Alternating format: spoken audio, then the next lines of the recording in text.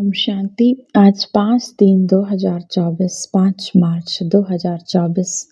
मीठे बाबा के मधुर मुरली का मुख्य सार है। मीठे बच्चे, तुम्हें शरीर सहित सब चीज़ों से ममत्व निकालना है।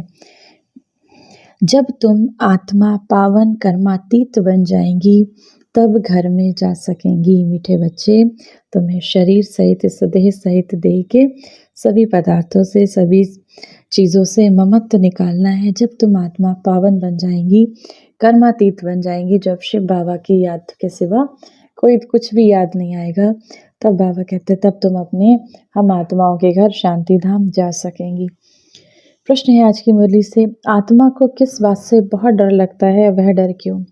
मनुष्य आत्माएं किस बात से बहुत डरती हैं और वह क्यों? उत्तर, अब आत्माओं को शरीर छोड़ने से बहुत डर लगता है क्योंकि उसका शरीर में प्यार हो जाता है, ममत्व हो जाता है। अगर कोई दुख के कारण शरीर छोड़ना भी चाहता है तो भी उसे पाप कर्मों की सजा तो भोगनी ही पड़ती है। संगम पर तुम बच्चों को कोई डर नहीं। बाबा कहते हैं संगम पर तुम बच्चों को कोई डर नहीं, तुम्हें और ही खुशी है कि हम पुराना शरीर छोड़कर शिव बाबा के पास जाएंगे। तुम बहुत खुश बाबा के बच्चे होते हो, हम इस पुराने शरीर को छोड़कर बाबा के पास जाएंगे। धारणा के लिए मुख्य सार है, पहला नंबर, पावन बनकर शिव बाबा के साथ घर जाने के लिए इस 5 तत्वों के पुतले से भी ममत्व नहीं रखना है। शरीर छोड़ने का डर निकाल देना है। पावन बनने के लिए शिव बाबा अपने साथ ले जाएंगे हम बच्चों को घर। तो बाबा कहें इस 5 तत्वों के पुतले जो शरीर से भी ममत्व नहीं रखना, शरीर छोड़ने का डर निकाल देना है। दूसरा, याद की यात्रा का चार्ट बड़ी खबरदारी से बढ़ाते रहना है। हम कितनी देर बाबा को याद करते हैं, कितनी देर हम योग में बैठते हैं, उस यात्रा का चार्ट हमको बनाना है। और बाबा कहते हैं उसको बढ़ाने के लिए बड़े खबरदार रहना।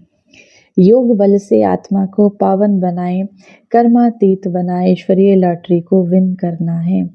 योग के बल से आत्मा को पावन बनाना है।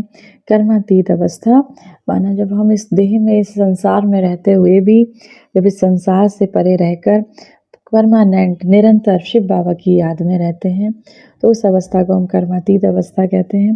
तो अपनी कर्मातीत अवस्था बन ईश्वरीय लॉटरी को, परमात्मा ने जो हमें इतना ज्ञान गुणों का खजाना दिया है, हमें सतयुग का वर्षा दिया है, तो उस लॉटरी को विन करना है, जीतना है। वरदान है, सिद्धि को स्वीकार करने के बजाय सिद्धि को प्रत्यक्ष सबूत दिखाने वाले शक्तिशाली आत्मा भव। अब आप सबके सिद्धि के प्रत्यक्ष रूप दिखाई देगा। कोई बिगड़ा हुआ कार्य भी आपकी दृष्टि से, आपके सहयोग से सहज हल हो जाएगा। कोई सिद्धि के रूप में आप लोग नहीं कहेंगे हाँ ये हो जाएगा, लेकिन आपका डायरेक्शन स्वतः सिद्धि प्राप्त कराता रहेगा। तब प्रजा जल्दी जल्दी बनेगी, सब तरफ से निकलकर आपकी तरफ आएंगे। ये सिद्धि का पाठ तभी चलेगा, लेकिन पहले इतने शक्तिशाली बनो जो सिद्धि को स्वीकार ना करो, तब प्रत्यक्षता होगी।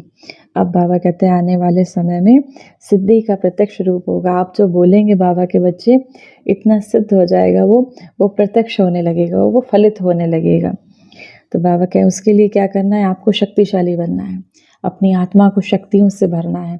और आत्मा शक्तिशाली कैसे बनेगी? जितना जितना बाबा की याद में रहेंगे, जितना जितना हमारी याद की यात्रा का चार्ट बनता जाएगा, जितना जितना इस संसार से परे रहेंगे, उतना ही उतना आत्मा शक्तिशाली बनेगी। स्लोगन है आज की मुरली से, अव्यक्त स्थिति में स्थित हो, मिलन मनाओ तो वरदानों का भंडार खुल जाएगा। अव्यक्त स्थिति में स्थित होकर मिलन मनाओ शिव बाबा से, आत्मा का परमात्मा से मिलन। तो बाबा से ऐसे मिलन मनाओ तो बाबा वरदानों का भंडार खोल देंगे। आज की मुरली से सम्मान का अभ्यास करेंगे। मैं एक शक्तिशाली आत्मा हूँ, मैं एक शक्तिशाली आत्मा हूँ। होमवर्क करेंगे आज की मुरली से, हम याद की यात्रा का चार्ट बनाएंगे। एक डायरी में लिखेंगे कि आज हमने बाबा को इतनी देर याद किया, आज हम योग में इतनी देर बैठते तो 1 घंटा, लेकिन योग मुश्किल से आधा घंटा 20 मिनट लगा पाते हैं। तो बाबा ने कहा उस चार्ट को बढ़ाना है, हमको चेक करना है, सच्चा चार्ट रखना है, चेक करना है कि कितना हम बाबा को याद करते हैं, योग बल से आत्मा को कितना पावन बनाते हैं। और जितना जितना आत्मा पावन बनेगी तो बाबा के आपकी दृष्टि से लोगों के बिगड़े हुए काम भी बन जाएंगे। 1 मिनट के लिए पवित्रता के सागर, शक्तियों के सागर परमपिता परमात्मा शिव बाबा को याद करेंगे। ओम शांति। मैं शिव बाबा के समान निराकार स्वरूप में स्थित प्रकृति के मध्य आत्मा अपनी देह रूपी डाली से उड़कर जा रही हूँ परम धाम, अपने प्यारे पिता शिव बाबा के पास। मुझ आत्मा के चारों ओर अनंत आकाश है। मैं इस अनंत आकाश में उड़ती हुई आत्मा छोटे छोटे बादलों के बीच से गुजरती हुई धीरे धीरे अपने प्यारे पिता के पास, अपने घर शांति धाम जा रही हूँ। मैं आकाश से इस धरा को देखते